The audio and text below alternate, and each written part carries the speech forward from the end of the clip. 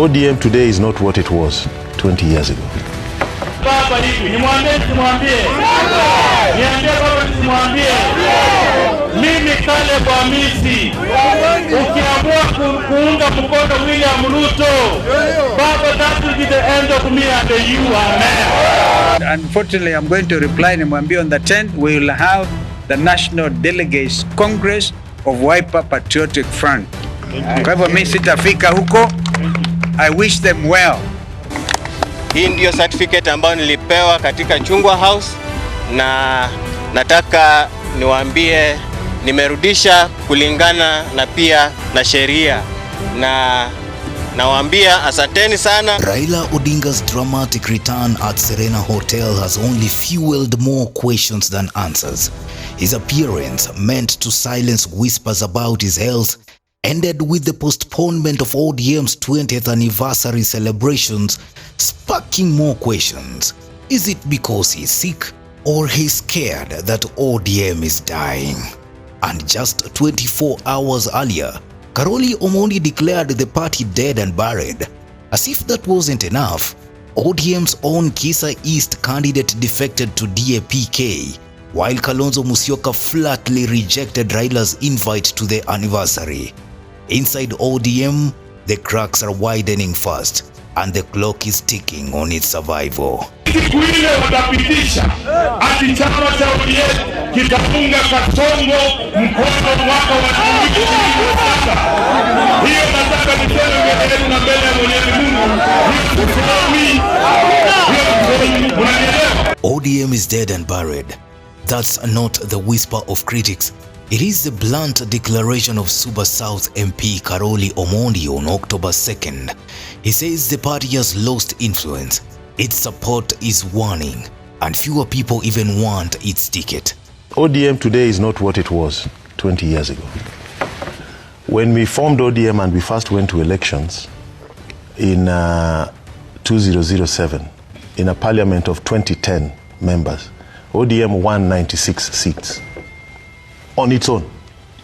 Then we had another 9 affiliates.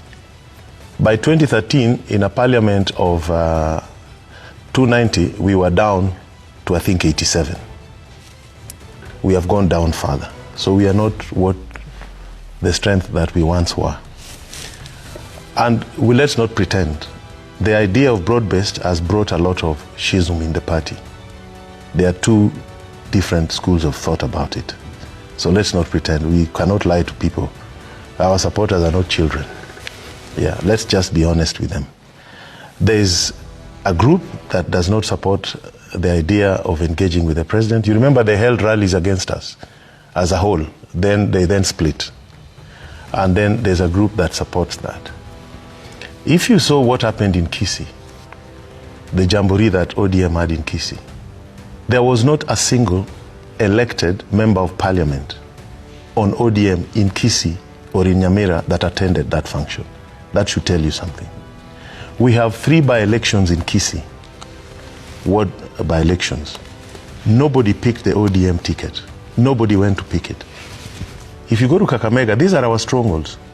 Nobody picked the ODM ticket in Malava. Let's not pretend. I don't like pretending. Yeah?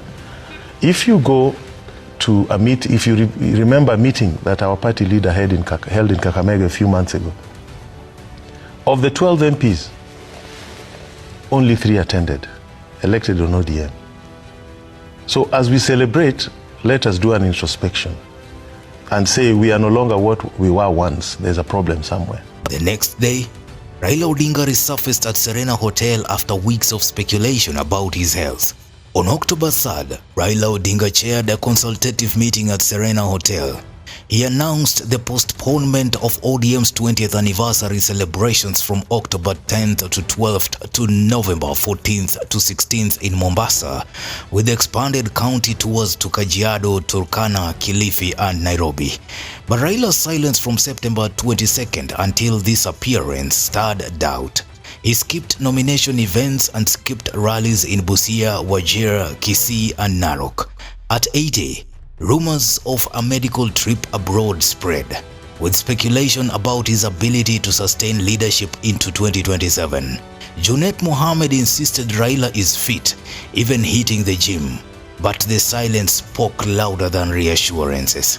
And this was the backdrop to Caroli Omondi's statement just a day earlier, that ODM is in decline, bleeding seats since 2007, fractured internally and losing energy as defections to government mount.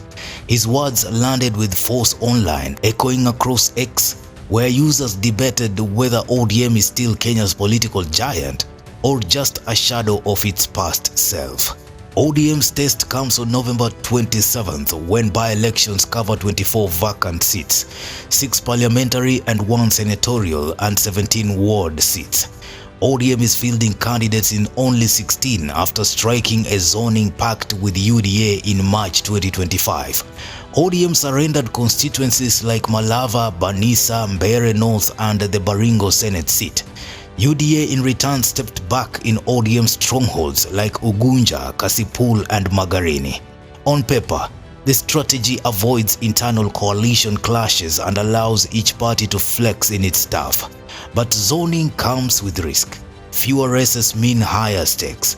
Every misstep, like the one that unfolded in Kakamega, is magnified, where a hand-picked candidate rejected the party's ticket and ran straight to DAP-K. Raila may be back in the spotlight, but the cracks inside ODM have never been more visible.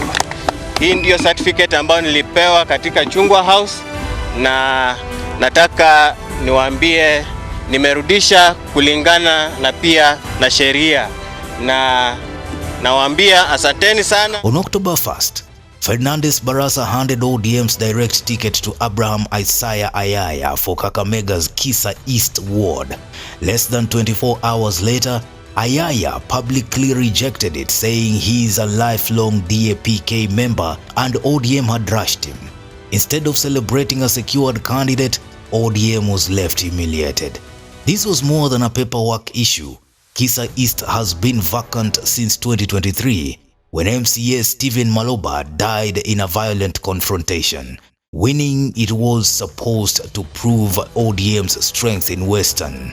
Instead, the defection gave DAP-K bragging rights and painted ODM as confused, even coercive. The November 27th by-elections are no ordinary contests. They are a referendum on Raila's stamina, ODM structure and the coalition's durability. Caroli Omondi's ODM is dead and buried may have sounded like provocation, but the Kisa East debacle gave it teeth. Raila's reappearance did not calm speculation about his health. Did he postpone the ODM 20th anniversary celebration because he was sick? It could not silence the bigger question. Is ODM still a party of the future? Or is it sliding into political irrelevance? Drop your comments. Newsroom, Maisha TV, Ushabi Jr.